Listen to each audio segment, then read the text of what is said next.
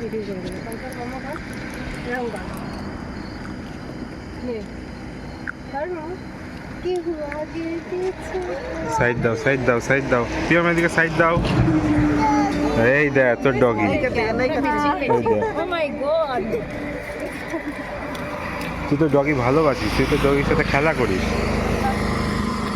মামা কি হুয়া আগে পিছে ঢলতে খবর এইদিকে মাম্মা এই সাইডে দেখতে হম মুঝকো যা ওদিকে একটু এগিয়ে যা